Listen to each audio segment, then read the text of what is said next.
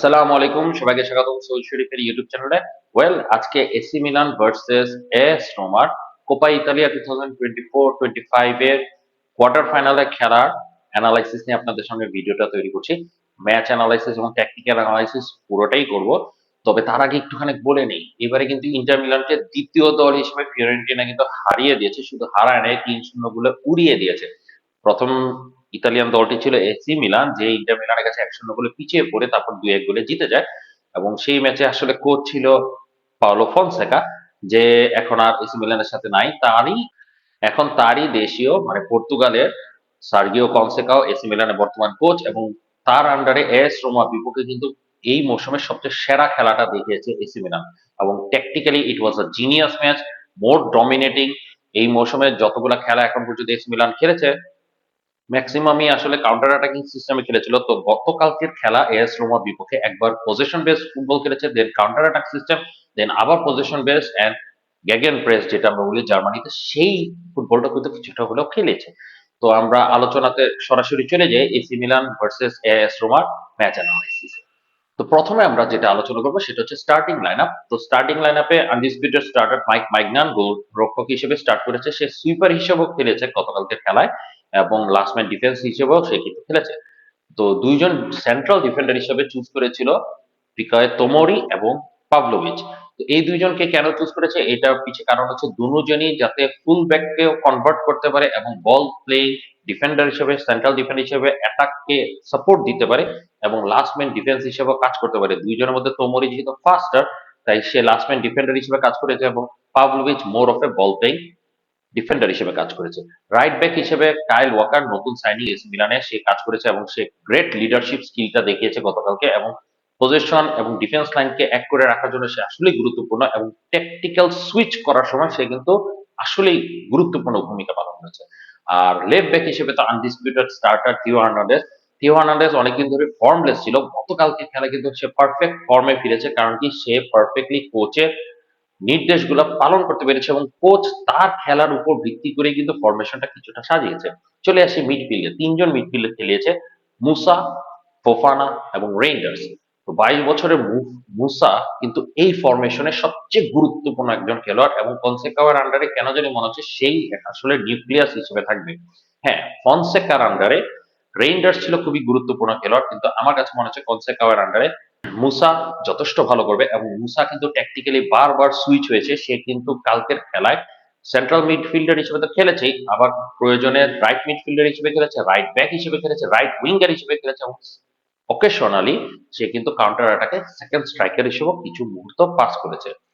তো অ্যাটাকিং তিনজনের মধ্যে রাইট উইঙ্গার হিসেবে অ্যালেক্স হিমিনেজ, 20 বছর বয়স, এখনো 19-20 বছর হবে। আর লেফট উইঙ্গার হিসেবে খেলেছে ক্রিশ্চিয়ান পুলিসিচ, সোল স্ট্রাইকার হিসেবে খেলেছে ট্যামি আব্রাহাম। তো এই ছিল স্টার্টিং লাইন আপ 4-3-3 ফরমেশনে। তবে হ্যাঁ, এসি মিলান এই ফরমেশনে কিন্তু অ্যাকচুয়ালি ডিফেন্সিভ ফেজটা পালন করেছে। যখনই এসি মিলান ডিফেন্স করতে থাকে তখনই কিন্তু তারা 4-3-3 ফরমেশনে কিন্তু তারা তাদেরকে সাজিয়ে ডিফেন্স করতে থাকে, কিন্তু যখনই অ্যাটাকে যায় তাদের কিন্তু ফরমেশনটা চেঞ্জ হয়ে যায়।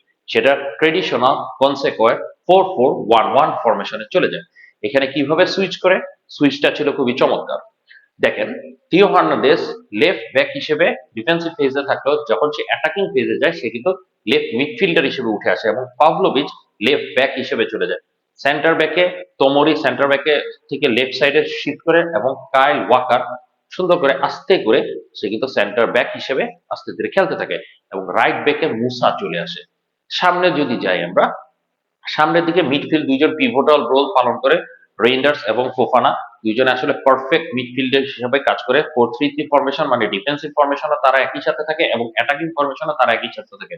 তারা দুইজনই কিন্তু একই সাথে ওভারল্যাপ করে এগিয়ে যায়। যখন তারা দুইজন একই সাথে ওভারল্যাপ করে এগিয়ে গেছে, উইঙ্গার দুইজন কিন্তু পিছে সেন্ট্রাল মিড হিসেবে কাজ করা শুরু করেছে। এবং এই ফরমেশনে দেখেন, থিও হার্নান্দেজ লেফট মিডফিল্ডার যখন হয়ে যাচ্ছে, ক্রিশ্চিয়ান পুলিসিচ কিন্তু লেফট উইঙ্গার থেকে শ্যাডো স্ট্রাইকার পজিশনে চলে যাচ্ছে, এবং এখানে সে কিন্তু ইজিলি আব্রাহামকে একটা সাপোর্ট দিয়ে যাচ্ছে, যেটা উইং থেকে সে সাপোর্ট দিতে পারছিল না। এবং আব্রাহাম কিন্তু তখন শুধু হোল্ড আপ স্ট্রাইকার হিসেবে খেলে না, যেহেতু পিচের শ্যাডো স্ট্রাইকার থাকে, সে কিন্তু বিল্ড আপ স্ট্রাইকারও হয়ে যায়। মানে সে সামনে থেকে বল পাস দিয়ে পিছনে ক্রিশ্চিয়ান পুলিসিচকে অথবা রাইট উইং এর প্লেয়ারকে অথবা মিডফিল্ডারদেরকে, এর মাধ্যমে সে কিন্তু এক্সট্রা ডাইমেনশন তৈরি করে ডিফেন্স ব্রেক করে করে সে কিন্তু বল প্লেইং স্ট্রাইকার হিসেবে মানে প্লে মেকার স্ট্রাইকার হিসেবে কিন্তু কাজ করা শুরু করে। আর রাইট সাইডে হিমিনেজ প্রথম দিকে যেটা হয়, সে রাইট উইঙ্গার থেকে মাঝে মাঝে শ্যাডো স্ট্রাইকারে চলে যাচ্ছিল, রাইট উইঙ্গার থেকে সে রাইট মিডফিল্ড হিসেবে কাজ করছিল। যখন মুসা লেফট ব্যাক রাইট ব্যাক হিসেবে কাজ করছিল, সে তখন রাইট উইঙ্গার হিসেবে কাজ করছিল। এবং এই দুইজনের কম্বিনেশনটা ছিল চমৎকার। মুসা কিন্তু বাইলাইন হিসেবে খেলছিল, সে কিন্তু বাইলাইন হিসেবে ক্রস করছিল, এবং জিমিনেস যেটা করছিল রাইট মিডফিল্ড থেকে ইনভার্টেড রাইট মিডফিল্ডার হিসেবে কাজ করছিল। বাট এই ডাইমেনশনে খেলাতে যেটা হয়েছে, এস রোমা 3-5-2 ফরমেশনটা কিন্তু বারবার ব্রেক হওয়ার চেষ্টা করছিল, এবং তাদের কিন্তু ওভার ওয়ার্কলোড করতে হয়েছে। কারণ কি, দুইজন ডিফেন্সিভ মিডফিল্ডার দেখা গেছে মিডফিল্ডকে তো আটকাচ্ছেও, সাথে কিন্তু হিমিনেজ এবং ক্রিশ্চিয়ান পুলিসিচকেও আটকানোর চেষ্টা করছে। কারণ কি, তারা more of A inverted striker হিসেবে কাজ করছিল। এদিক দিয়ে থিও হার্নান্দেজ যখন লেফট মিডফিল্ডার হিসেবে কাজ করেছিল, পাভলোভিচ দেখবে উপরে উঠে খেলছিল। এই কারণে কিন্তু লেফট ব্যাক হিসেবে যখন সে খেলছিল, সে কিন্তু বারবার উপরে উঠছিল। আপনারা খেলা মাঝখানে দেখতে পারবেন পাভলোভিচ অনেক সময় সবচেয়ে ফরওয়ার্ড প্লেয়ার হিসেবেও খেলছিল, কারণ কি ওই মুহূর্তে সে লেফট ব্যাক হিসেবে খেলছে। আবার যখন ডিফেন্সিভ পেজে ব্যাক করে, তখন আবারও 4-3-3 ফরমেশনে ব্যাক করে। তো এই মুসার ভাইটাল রোলটা যে হুট করে সে রাইট ব্যাক হিসেবে কাজ করছে, আবার সেন্ট্রাল মিডফিল্ডার হিসেবে কাজ করছে, এই রোলটার কারণে কিন্তু এস রোমার লেফট উইং কিন্তু কিছুটা গায়েব হয়ে গিয়েছে। তারপরে 60 মিনিট পরে এর মাঝখানে কিন্তু এই অ্যাটাকের মাধ্যমেই কিন্তু অ্যাটাকিং ফেজের মাধ্যমে ট্যামি আব্রাহাম কিন্তু প্রথম গোলটা করে। এবং যখনই ডিফেন্সিভ ফেজটা তৈরি করে, ওই যে হিমিনেজ যেটা রাইট উইঙ্গার হিসেবে ইনভার্টেড রাইট উইঙ্গার হিসেবে কাজ করাতে, যেটা হচ্ছে এসি মিলান কাউন্টার অ্যাটাকে খুবই স্পিড নিতে পেরেছিল, যেই কারণে দ্বিতীয় গোলটা হয়। থিও হার্নান্দেজ দুটো গোলে অ্যাসিস্ট করে, এবং থিও হার্নান্দেজের অ্যাসিস্টে কিন্তু ট্যামি আব্রাহাম দ্বিতীয় গোলটা করে, যেটা আউট অ্যান্ড আউট সেই লেভেলের একটা কাউন্টার অ্যাটাকিং গোল। তো এরকম ভাবে এসি মিলান এস রোমা কিন্তু 60 মিনিট পর্যন্ত এভাবেই খেলে যাচ্ছিল এসি মিলান। কিন্তু যেহেতু এসি মিলানের খেলাটা কিছুটা প্রেডিক্টেবল, কারণ কি পিওলি কিছুটা এই ফরমেশনে বা এইভাবে গেম প্ল্যানের মাধ্যমে আগাচ্ছিল, তো কনসেকাওয়ের এই গেম প্ল্যানটা কিন্তু এস রোমা বা রানিয়ারি কিছুটা বিট করতে পারছিল, যার ফলে কিন্তু এস রোমা এক গোল সমতায় ফিরে আসে।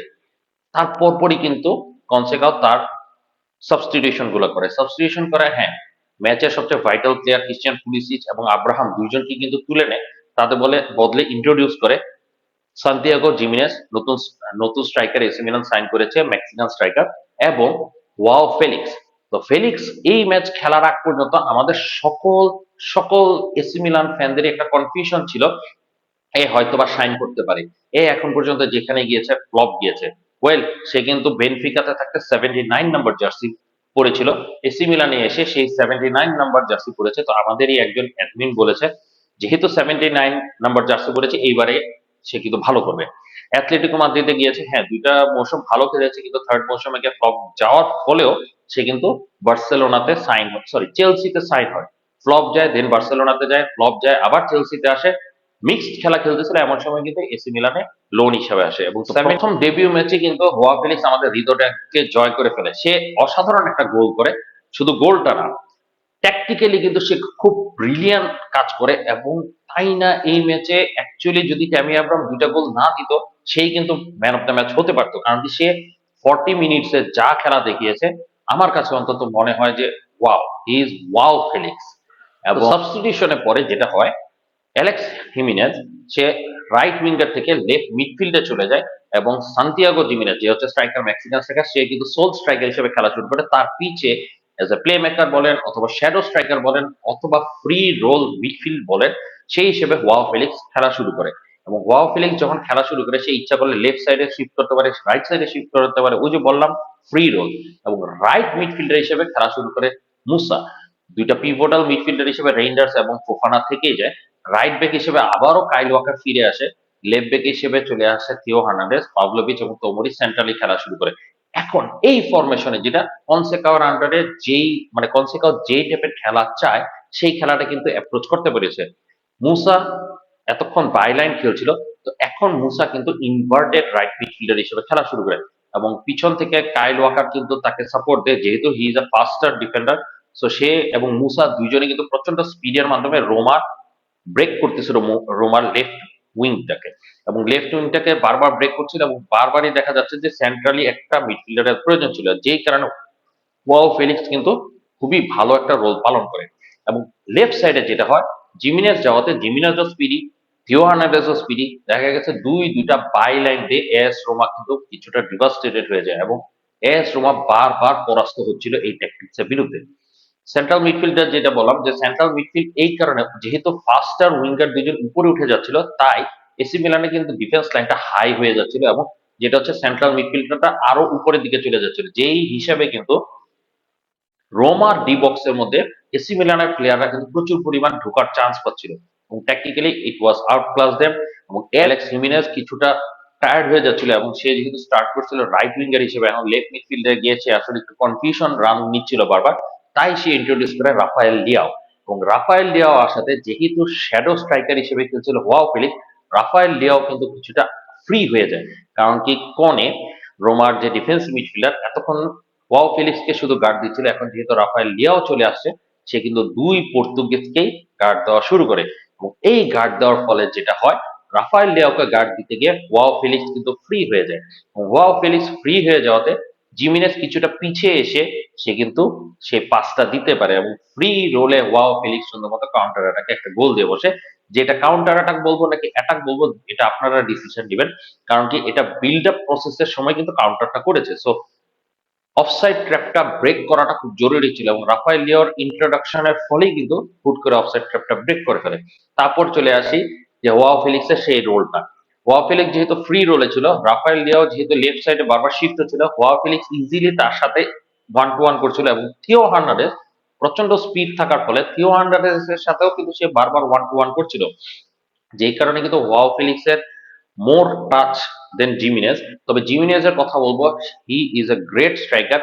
বারবার রোমার ডিফেন্সকে কিন্তু সে সরিয়ে নিয়েছে। আপনারা দেখেন হামেলস এর মতো একটা ডিফেন্ডারকে কিন্তু সে বারবার পরাস্ত করছিল, অ্যান্ডিকা কিছুটা ফ্রাস্ট্রেটেড হয়ে যাচ্ছিল। তো এই জিনিসটাই বোঝা যায় ওয়াও ফেলিক্স এর ইন্ট্রোডাকশনটা কতটা ইম্পর্টেন্ট ছিল এবং ওয়াও ফেলিক্স রাফায়েল লিওর কম্বিনেশনটা, ওয়াও ফেলিক্স থিও হার্নান্ডেজ এর কম্বিনেশনটা খুব ভালো লেগেছে এবং এই কম্বিনেশনটা অ্যাকচুয়ালি তৈরি করতে পেরেছে রাইট সাইডে খেলা মুসার জন্য এবং পিছন থেকে কাইল ওয়াকারের সাপোর্টটা আসলেই চমৎকার ছিল এবং এই 4-4-1-1 ফরমেশনে কনসেকাও কিন্তু বিল্ড করে ফেলেছে। হ্যাঁ, ক্রিশ্চিয়ান পুলিশের জন্য হয়তোবা ব্যাড নিউজ হতে পারে, আবার গুড নিউজও হতে পারে, তবে এই ট্যাকটিক্যাল অ্যাপ্রোচটা আমার কাছে খুবই ভালো লেগেছে এবং আমি আশা করি যেভাবে আমি বলেছি আপনারা বুঝতে পেরেছেন কি বুঝাতে চেয়েছিলাম। এবং আমার সাথে থাকার জন্য ধন্যবাদ। এখানেই রাখলাম। আসসালামু আলাইকুম।